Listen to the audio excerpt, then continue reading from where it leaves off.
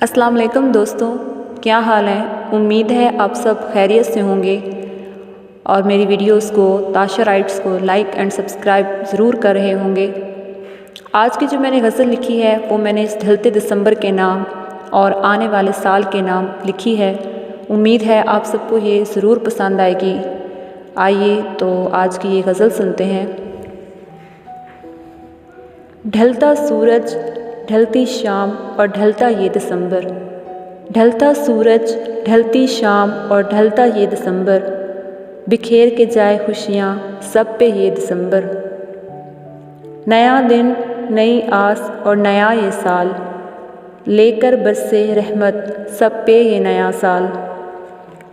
खाली दामन खाली रह गया ये दिसंबर, खाली दामन खाली रह गया ये दिसंबर, कोई उम्मीद की किरण दे जाए ये दिसंबर। नई उम्मीद, नई किरण और ये नया साल, आ जाएंगी खुशियाँ ये आस है ये नया साल। बदले हम बदली फितरत और गया ये दिसंबर, बदले हम बदली फितरत और गया ये दिसंबर, कुछ जो सिखा कर गया है मुझे वो है ये दिसंबर।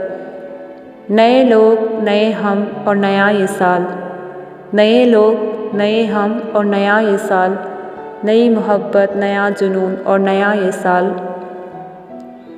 रूठे हम मनाए हम और माने ना ये दिसंबर, रूठे हम मनाए हम और माने ना ये दिसंबर, आके हाथ से निकल गया हर उम्मीद का ये दिसंबर।